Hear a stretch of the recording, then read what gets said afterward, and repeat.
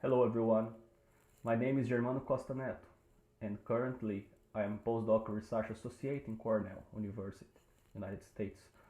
Today I'm going to talk to you about Enviromics for a climate-smart genomic prediction. I hope to bring to you the good, the bad and the ugly aspects of this field that my co-workers and I have observed in the last few years. Before starting this presentation, it is indispensable to dedicate some time to say thank you for these mentors, collaborators and all support I received and I'm still receiving in the last few years. A special thank you for Professor Roberto Neto, who was my advisor during my PhD in São Paulo, University of São Paulo, and also José Crossa, who was my mentor and also my supervisor now in CGIAR. A special also thank you to Bill and Melinda Gates Foundation to help us to publish our papers and funding our research, and also CIMMYT for providing the scholarship for my PhD. The roadmap of this presentation is gonna lead us to look out for ways to increase the GBI prediction in the context of genomic selection for multi-environmental trials. And during our research in the last few years, we found a legitimate Western spaghetti. There's different concepts conflicting between each other. There's different ways to use the environmental information. There's some studies showing that perhaps environmental data are not working for GBI prediction. So we have to face these challenges and ask questions. And I think the most of these questions I will be trying to discuss today. The main question perhaps is, environmental data really works for GBI prediction? And if it works, what's the best kernel? And why sometimes we see negative predictability values? Can we predict the future? And okay, we have now a good insight for these benefits, but how we can implement this in the breeding pipeline? This is cheap, so I expect to discuss with you today about this. Before we go into the genomic prediction, we must firstly start to discuss what is environment. This is a very subjective question because if you ask this question for people in different fields of research, you'll get different answers. When we're dealing with plants, we are talking about the surrounded plants growing environment. That is the pool of biological events driving the process of growing and development and these interactions between pathogens, the soil and the atmosphere. If you want to read this more carefully, I suggest you to pause the video and then get back here. So this is a difference in physical scale of the environments, since the molecular level and to the cellular level, because we have the nuclear environment that drives the gene expression. This environment is a consequence of the cytoplasmatic environment, that is a consequence of the tissue environment, then the organ, then the whole organism. So there's a bunch of interactions in different levels of the plant. And also in the different moments of the crop's lifetime. A daily scale, for example, might be an environment, or a specific hour of the day must be an environment. And the environment changes, and there's covariance between these layers of the environment. And also we can define for breeding purposes, for example, an environment as a combination of a certain planting date in a certain location in a certain year. But this is just a sample of the possible growing environments that the crop must face. For example, these dimensions became in the plant level as we start to discuss in the last slide. This difference may change during the crop's lifetime, for example, the vegetative to reproductive, then the harvest time in maize, for example. We have special variations in the plots, because every plot has a specific combination of soil factors and biotic events. So in a same field trial, we may have a spatial and temporal variation of the environment. But in the end of the day, the macro environment is a combination of possible micro environments in a certain field trial. A bunch of field trials is a multi-environmental network. So this is a second major layer of the environments. And here is where most breeders work on. But this multi-environmental testing is just a sample of the possible TPE of the breeding program, that is the target population of the environment. That is a distribution of the major factors that will affect the breeding goals. And the TPE is just a sample of the possible environment of the crop. So this also may involve the natural environments that the crop faced during this evolution time scale. Now I will comment the first ugly point that we faced in the last years. There's three terminologies to describe the use of data science or data analysis to understand environmental variation. And for people who are not familiar with these terminologies, they may sound the same or synonymous, but they are not. They are very different. And for example, the environmental characterization is a very old concept. It starts back in the 60s, where people start to use the yield traits as a measure of the environmental quality, just like the Eberhard-Russell regression analysis or the Phelan-Wilson regression analysis based on the environmental index based on the grain yield or the trait. So the trait, the average value of the trait for a certain environment is a measure of its quality. This was used because people back then were not very easy to assess weather stations or soil sensors. But if you're thinking about the use of environmental characterization terminology backs to Fisher, because when we try to separate the genetic treatment variation to the environmental noise, we are trying to characterize what is this environmental noise. When we start to use replications of the field trial, we are putting a prior characterization of the microenvironment. And we try to put, for example, management growing conditions, just like different levels of nitrogen, different irrigation levels. We are putting a prior characterization of what we expect for that environment. Envirotyping is a terminology more complex because it involves the use of environmental information and sometimes crop growth models, and also sometimes the traits. So environmental characterization somehow is within Envirotyping. And we can use Envirotyping for environmental characterization or for other purpose. But in the broad way, Envirotyping is the technique to process environmental data and quantify the magnitude and impact of the environmental factors in the final yield. And also the field capable to provide a description of the environmental typologies. Enviromics is the big picture, so Envirotype is within Enviromics somehow, because Enviromics is the field to study the environment of the plants. This is a concept which starts in humans, then we start to adapt to plants. In the last few years, we publish a lot of research in this sense, a lot of pipelines and reviews to explain these differences. Then you must be wondering now, what's the best pipeline for Enviromics? To the best of our knowledge, there's a few publications in this sense, so there's a gap of knowledge to be filled in the future. We faced this problem a few years ago, and we start to work on it to try to solve it, or at least provide a first solution for it. Another point that's bad, we see a lot of publications that people use how data as information, so how data is not information. I will get a better picture of this by comparing this with the phenotypic and molecular analysis.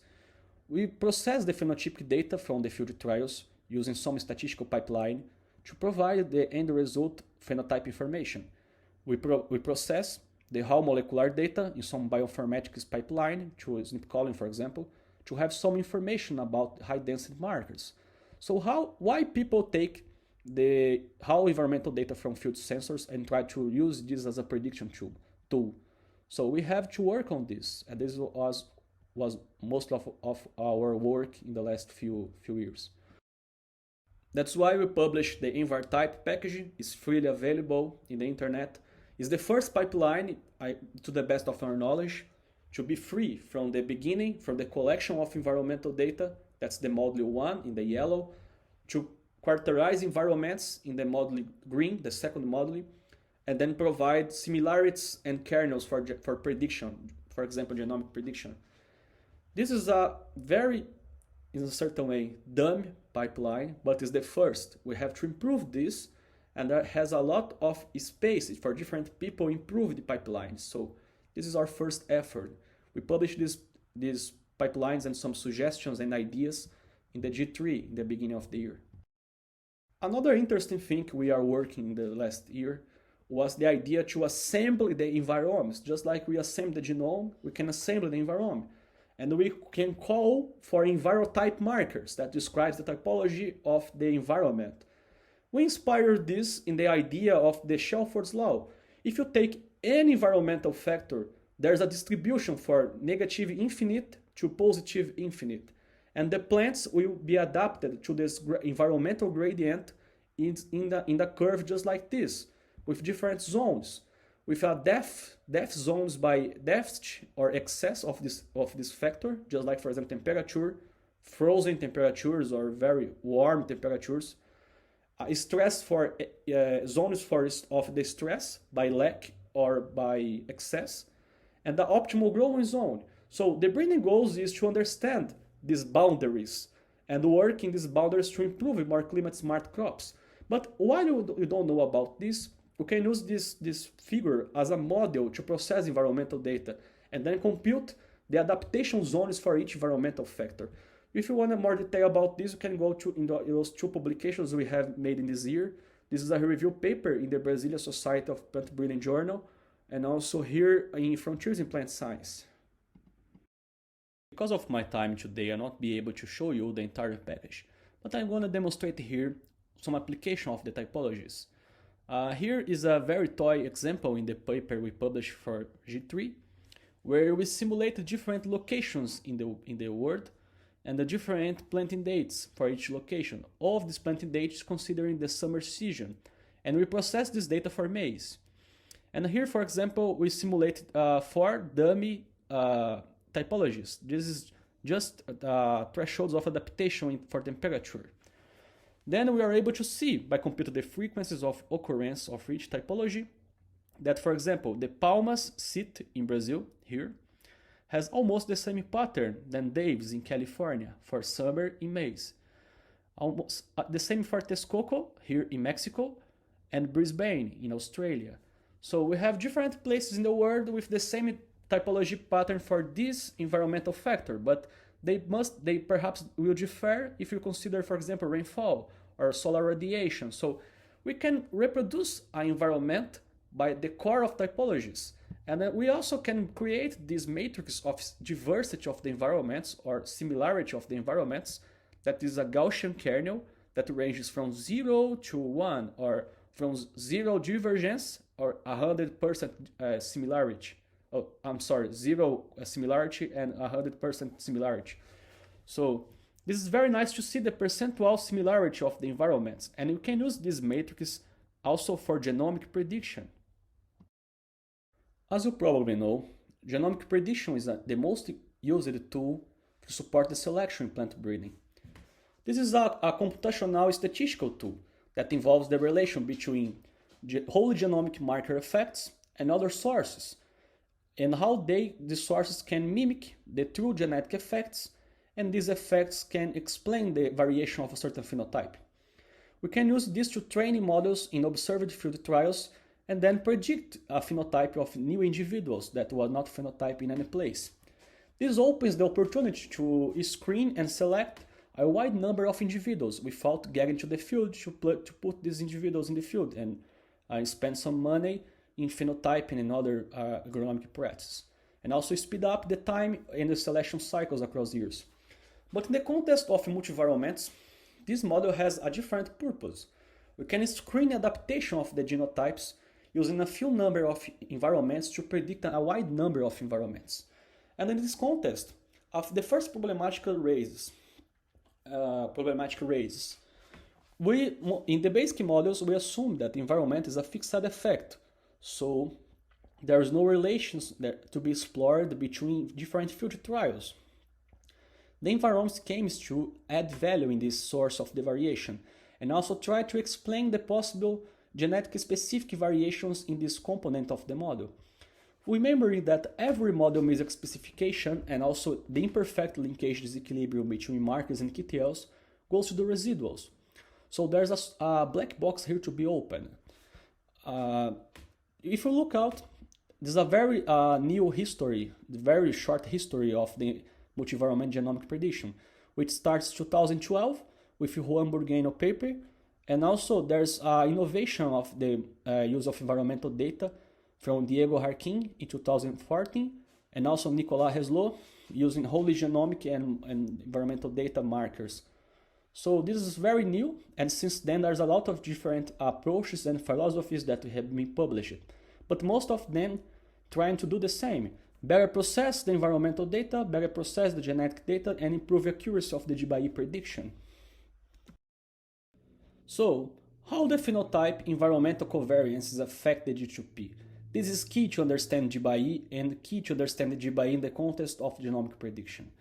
For example, if you have a multi-environmental network, we have some tested genotypes and tested environments. So we know these genotype environment combinations. And the conditions of the phenotypes resulted from these combinations are very embedded with the environmental conditions these crops faced during this crop time life. When you train a model, for example, a whole genomic marker or any other model involving genomic effects, we are trying to predict new genotypes. This works because now we're trying to predict new genotypes in the same growing conditions. So we borrow the genomic resemblance between these individuals and the phenotypes. But these phenotypes are very polluted with the environmental phenotype covariance. So we're going to replicate this covariance to predict these new genotypes. But it's not going to work to predict new environments. And I'm going to show you here using this proof of concept. For example, we have here 8 environments, and for each environment I run a specific whole genomic regression. And here, for example, we can see the marker effects in these heat maps for additive and dominance effects in maize. We can see here, for example, there are some markers that are very stable, that's always positive, and some markers that are always negative, and also some haplotypes that's always positive and negative. But the magnitude may change. They might be more positive or less positive, or more negative or less negative. But the interesting thing is here, there's a lot of markers that change in direction and in magnitude. So this is the nature of the GBI in terms of the environmental phenotype covariance, because each phenotype you use as a training set is embedded with this covariance. And if you, for example, train a model in here, we cannot predict well the performance of the crops in this environment because we have a different environmental phenotype covariance. And then, using Enviromics, you can expand this. You can borrow the EnvRtype phenotype covariances and understand this in terms of reaction norms, or understand this in terms of environmental similarities, and explore this for new environments. This approach can be done using different models approaches, just like the classical whole genome regressions, using now deep learning, machine learning, crop growth models with genomic predictions, anything you want. You just need to better process the environmental data to mimic these environmental phenotype covariances. Now in this presentation, I'm going to be focused on the kernel models, because we have been working with this in the past.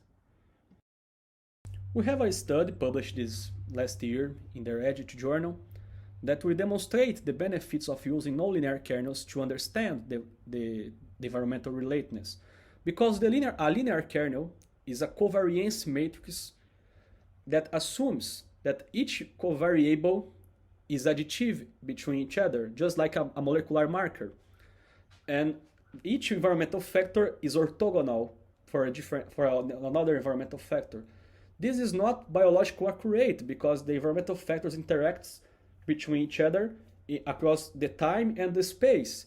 For example, rainfall today is rarely impacted by the rainfall from yesterday. So there's a temporal variation also that is not accounted in this kernel.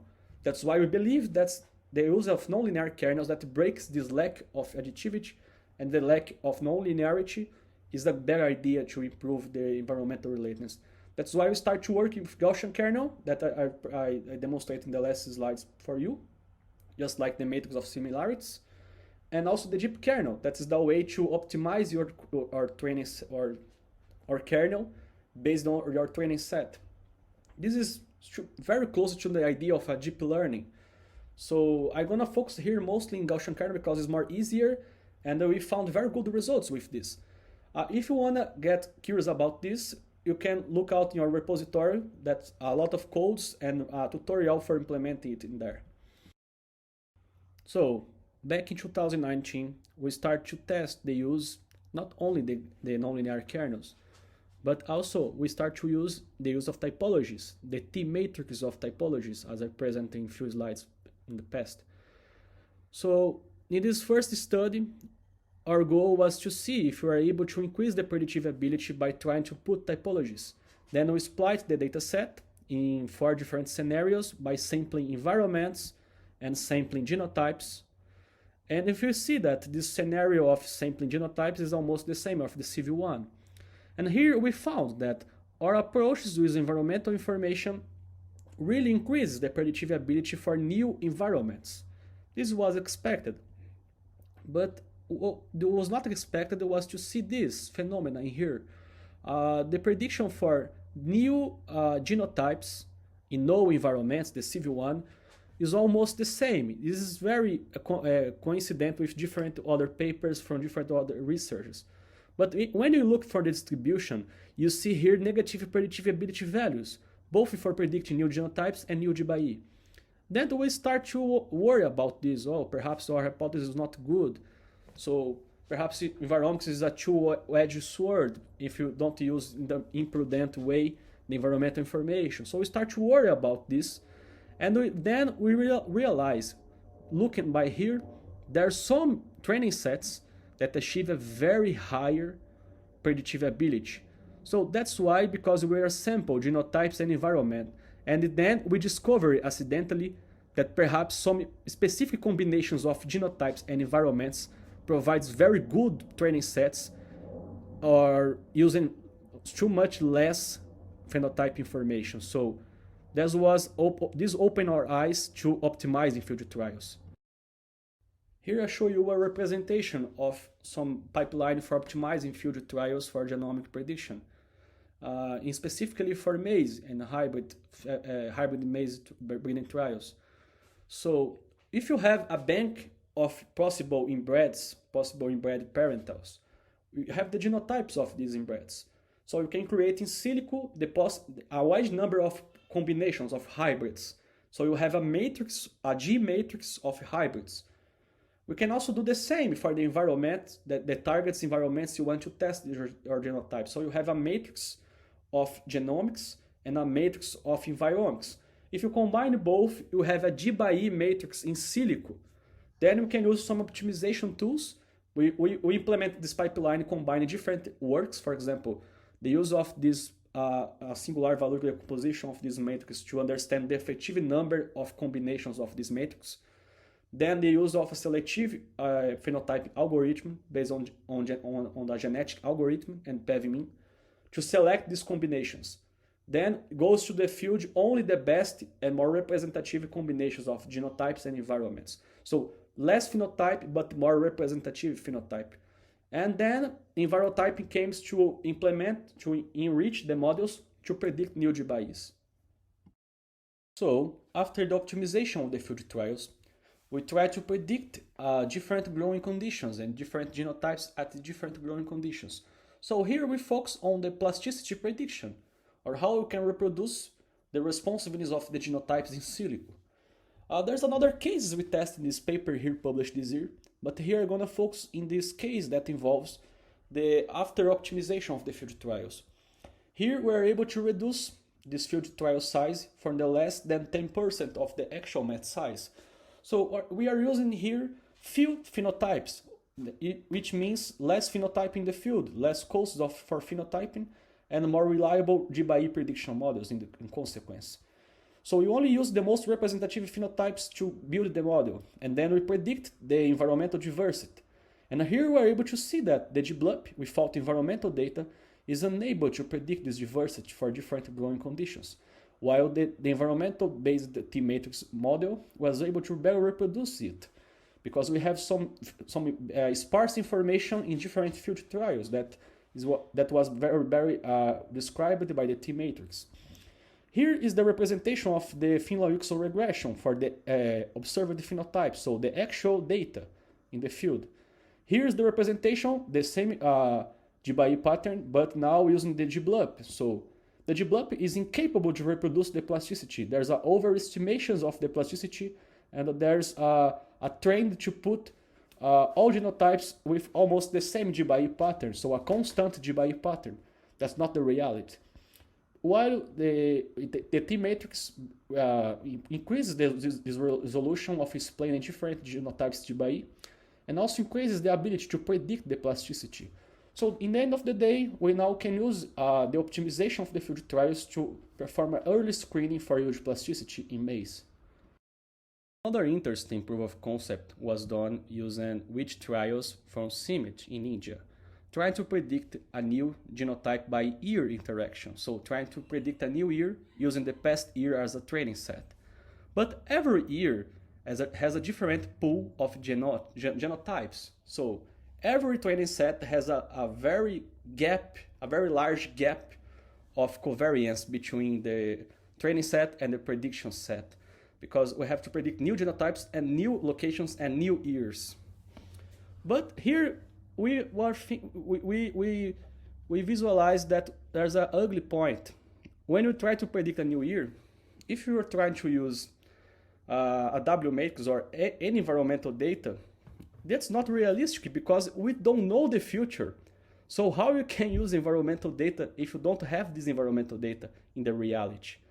So we start to wondering how we can use the past environmental data to create good priors for the locations, and then provide a kernel for static variations, and then provide a second kernel for the non-static variations.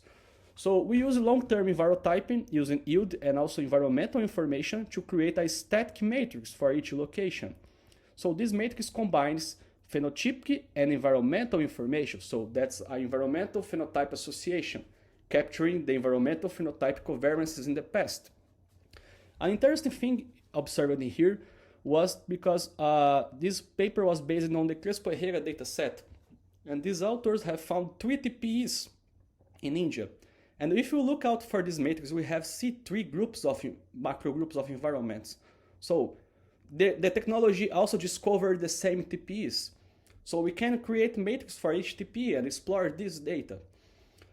This is a static matrix is expected for each location. But when we start to wondering to predict an environment, a combination of a location and a year and the management, for the future, we don't know the future, so we assume this covariance as 0. So there's, for example, all environments in the same future year. Then we start to combine those two matrices using almost the same technology that people use in the single-step genomic prediction, combining pedigree data and genomics. So now we have an environmental pedigree and an environmental data that describes our training set. When you combine both, we have a matrix capable to link the past with the future. As a proof of concept, we compare these models with the conventional GBLUP without environmic data, the conventional reaction OR model involving the W matrix and a linear kernel, and our proposition in the past involving W matrix and nonlinear kernel. Here is the plot of the average distribution of the predictive abilities, and here is the resolution to explain the GBI for specific genotypes. Blank values in here means a proportion of not well predicted genotypes in the future. So as expected, the benchmark model was the worst scenario to predict the future, as not able to predict well the resolution of the most of genotypes. So GBLUP is not a good idea to predict the future. This was an evidence from this result. When you put environmental information, the resolution increases, but mostly the average value of the predictive ability. And when we see the Gaussian kernel outperforms the linear kernel, and also outperforms in terms of increasing the resolution for the most predictable genotypes. The really game change becomes when we start to use the S matrix, because the S matrix increases the average predictive ability value and also drastically increases the resolution. Now we are able to predict at least 75% of the population. So we can now start to think about our genomic prediction model is really capable to predict the whole population. So this is a question I started to make some months ago, and these results show us this. No, we cannot predict. We can predict only a few number of individuals. There's a problem of the genomic prediction. But now with environmental data, we can increase this resolution, and mostly when combine the S matrix with the W matrix for the past. So the roadblocks we faced Most of these roadblocks we have some answers now, but mostly we have more questions to be answered in the future years. But the key message here is, yes, environmental data works. We demonstrate this by processing well the data and putting the correctly kernels. And also, most important, try to test this hypothesis with different cross-validation schemes. Mostly the schemes that takes account the unbalanced number of environments. So remove environments, try to predict different multi-environmental trials. This is key. We see that nonlinear kernels is better, so we try to work more with this in the future. The negative predictive ability values sometimes must be a suggestion to you that please optimize your field trial. There are some good phenotypes, but there are some bad phenotypes. Do not use these bad phenotypes as a training set. Use environmental data to find these bad phenotypes and remove from your training set. The prediction of the future must be used with different kernels, most the kernels that accounts for the past variations. So yes, the S matrix and the T matrix might be a good idea to be followed in the future. And yes, is breed friendly, as I tried to demonstrate to you today. We can develop new pipelines for different purposes, but obless pipelines is very easy to implement, and nowadays we have data for doing this. So thank you for this opportunity, thank you for your time, and now I'm ready for the questions. Thank you.